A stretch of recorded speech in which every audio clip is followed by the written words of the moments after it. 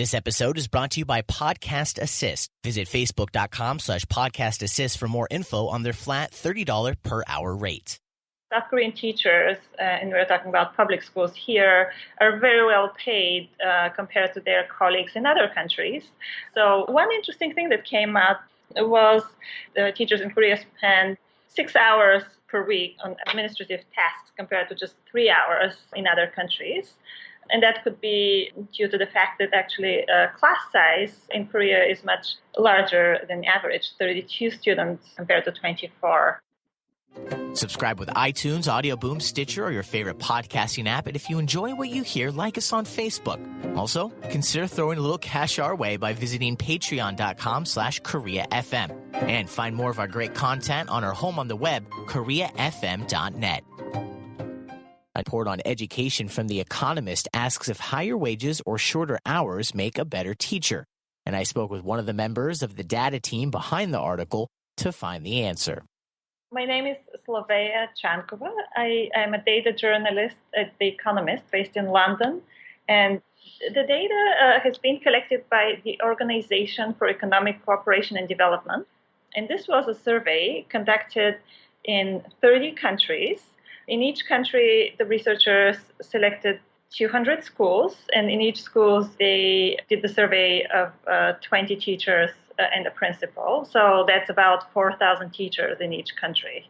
And there were quite a few interesting comparisons, really. And what we found, for example, was that in Japan, teachers worked 54 hours a week, which is obviously a lot. In South Korea, teachers worked around the average for the group of countries that were surveyed, 37 hours.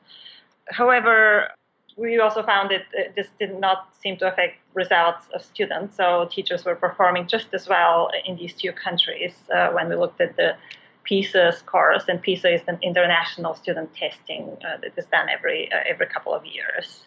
We also found that teachers in England, where this magazine is based, worked a lot compared to teachers in other countries. And if we looked at other English-speaking countries, such as Canada, United States, and Australia, teachers there were working similar hours, but paid a lot more. With these and other results, The Economist reached an interesting conclusion. Actually, what we found out that neither of these two variables seems to matter much. So as we speak, a colleague of mine is writing a much longer piece looking at the techniques that teachers use in classrooms that actually contribute to performance. But what we can tell from this analysis, comparison of salaries and working hours, is that a common belief that, you have to pay teachers very well. You have to ensure that they're not overworked to attract the best and the brightest does not really seem to stand up to the data. So it's actually something else. It's actually how teachers are trained and what they do in the classroom. Probably a bit the surprising thing is that the survey actually found out that there was all this hidden working time, if you will, that teachers put in. So in fact, they worked a lot more than most people commonly believe. And teachers in many countries complain that they are not paid enough. Teachers' unions in some countries are very outspoken about that. But when you compare countries, the interesting result is that oftentimes these complaints are not well founded. In other countries, teachers are paid similar amounts or even less, and sometimes work even more. To get another perspective on this issue, I spoke with an education expert working for the American Institutes for Research, who places a much higher value on teacher pay when it comes to student achievement and the effectiveness of educational practices. My name is Ellen Sherritt, and I'm a senior researcher where I serve as the co-deputy director of the Center on Great Teachers and Leaders. I focus on teacher shortages, teacher supply and demand and compensation, as well as teacher working conditions and professional learning and teacher voice. The research on almost any intervention does not connect that intervention with student achievement. There's just too much white noise going on there, but we do know that teacher effectiveness is the single most important factor within schools affecting student achievement. And so policies that improve teacher recruitment and retention likely do have that positive impact on student achievement. The research on teacher pay is interesting, though, because you have a sort of dichotomy between the more econometric-based research, and then you also have surveys of teachers and their perspectives on the factors that influence their retention. And so that econometric research that looks at what actually does happen shows that salaries do have an impact on teacher recruitment and retention. The survey-based research, on the other hand, is quite mixed. In some cases, teachers do report that salaries are important to them. In other cases, they report that that other factors, especially working conditions, are more important.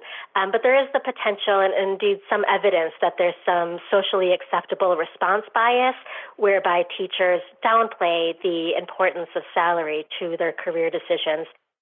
Center on Great Teachers and Leaders Co-Deputy Director Ellen Sherritt says working hours is also an important factor, but much less is known.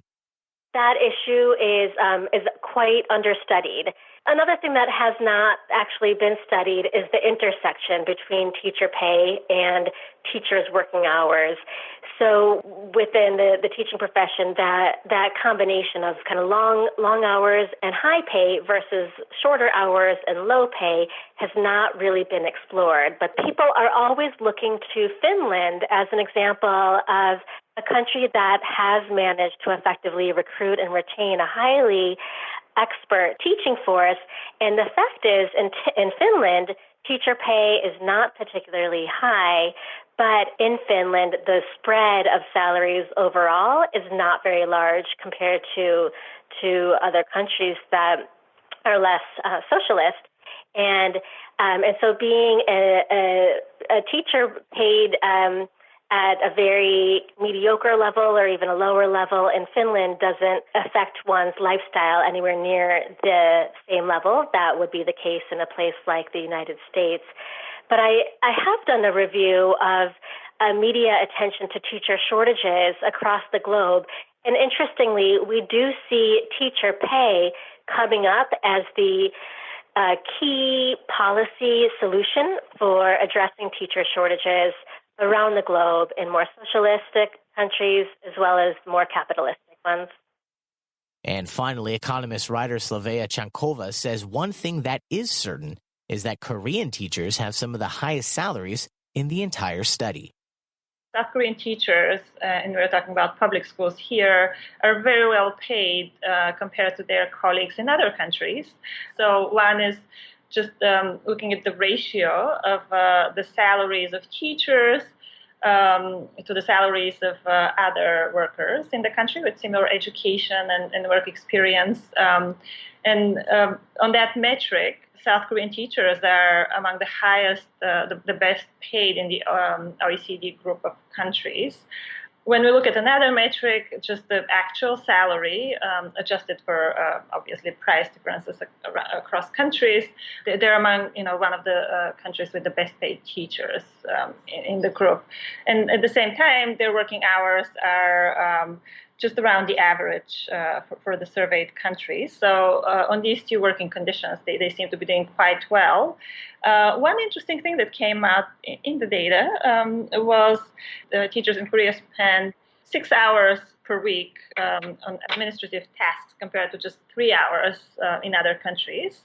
And that could be due to the fact that actually class size in Korea is much larger than average, 32 students compared to 24.